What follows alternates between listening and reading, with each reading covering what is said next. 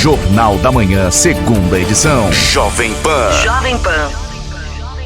O Comitê de Política Monetária, o Copom, ele surpreendeu o mercado ao elevar a taxa Selic para 15% ao ano. A decisão ela mexe diretamente com o dia a dia da população, já que o crédito fica mais caro, os investimentos em renda fixa se tornam mais atrativos e os efeitos podem ser sentidos também nos preços e até na geração de empregos. E para nos ajudar a entender melhor os impactos dessa alta da taxa, a gente vai conversar agora com o coordenador de captação da Sicredi, o Gabriel Canto. Gabriel, bom dia, tudo bem?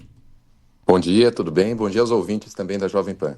Gabriel, fala um pouquinho pra gente do que impacta no dia a dia essa taxa Selic em 15% ao ano.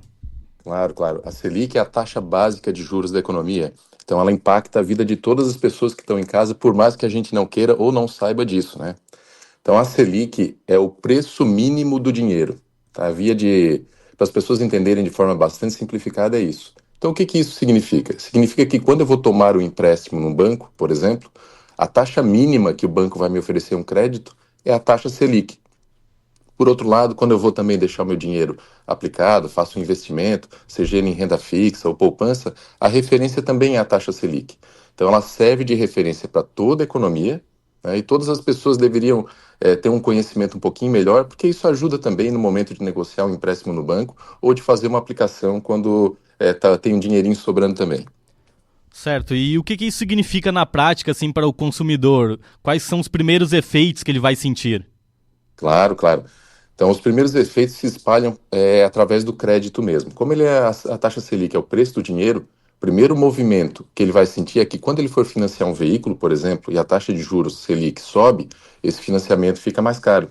Quando ele vai fazer um crediário para comprar um eletrodoméstico, por exemplo, também, ele também vai ter essa percepção de que o crédito ficou mais caro, que o parcelamento ficou mais alto.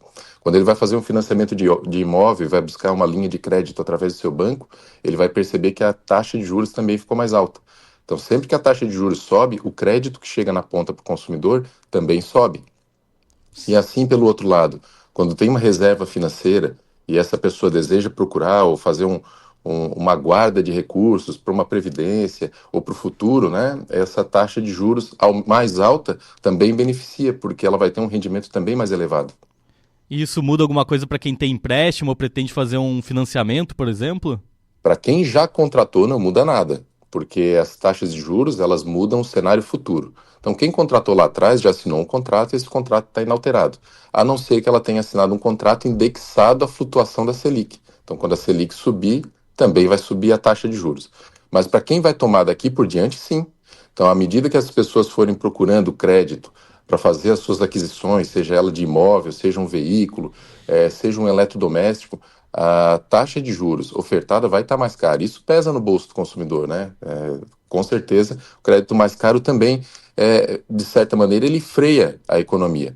Então, o principal canal de dispersão da Selic, que as pessoas sentem imediatamente, é o crédito. Esse é o principal canal de comunicação da Selic com o bolso do consumidor. Agora, Gabriel, bom dia, o mexicano. Quais os documentos que eu preciso para fazer um investimento desse aí? E a idade, né? Porque hoje está aí, as pessoas às vezes que se passaram aí dos 60, 70 anos, fica mais difícil, né? E por que disso tudo? Então, assim, quanto a... Mexicano, bom dia, né, primeiramente, mas quanto a essa questão de idade, nós não temos, tá? Então, por exemplo, se um pai previdente, vamos dizer que o mexicano seja um pai previdente, não sei se o mexicano é pai ou não. Sim. E aí ele deseja fazer uma previdência privada para os filhos. Mesmo eles sendo menores de idade, eles já podem receber aportes nessas previdências privadas, né? Que são modalidades de investimentos que beneficiam ao longo do tempo por conta do tratamento tributário diferenciado. Então, as previdências têm um tratamento tributário melhor e as pessoas podem guardar recursos desde pequenas, né?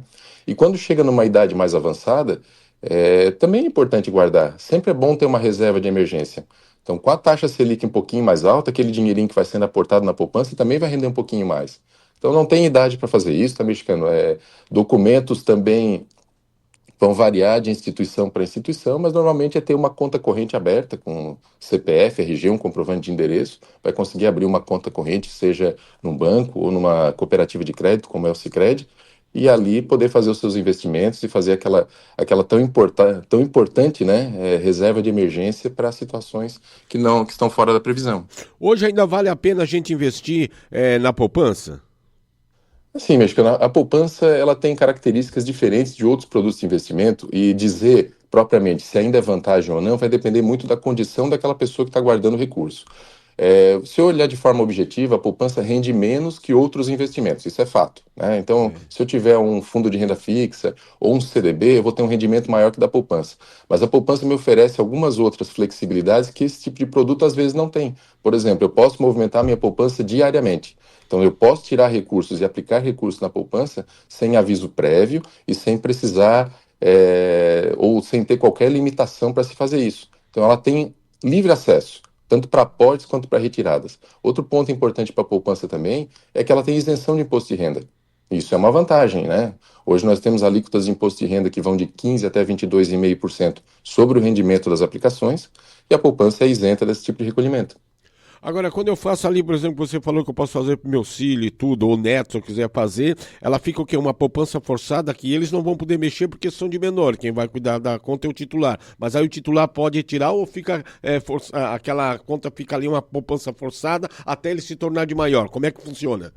Isso, o titular da Previdência, se for o menor de idade, ele vai ter a tutela de um maior de idade. Normalmente o pai, o avô, o tio, né, ou a mãe. Então, essa pessoa responsável pelo menor de idade é que vai poder fazer as movimentações. O menor de idade, enquanto não atingir a sua maioridade, não vai conseguir fazer esse tipo de movimentação. Agora, Gabriel, esse aumento da taxa Selic, ela pode também afetar o mercado de trabalho? Como que você avalia essa área? Claro, claro. A taxa Selic ela é o mecanismo utilizado pelo Banco Central para acelerar ou frear a economia. Uma vez que eu aumento a taxa Selic, eu diminuo o fluxo de empréstimo e o fluxo de crédito para as pessoas. E isso também para as pessoas e empresas, né? E isso atrasa ou diminui a velocidade de crescimento da economia. Então vamos supor que uma empresa tem que fazer um investimento novo e ela está precisando de um recurso, um financiamento externo, porque ela não tem esse recurso próprio e vai tomar no banco.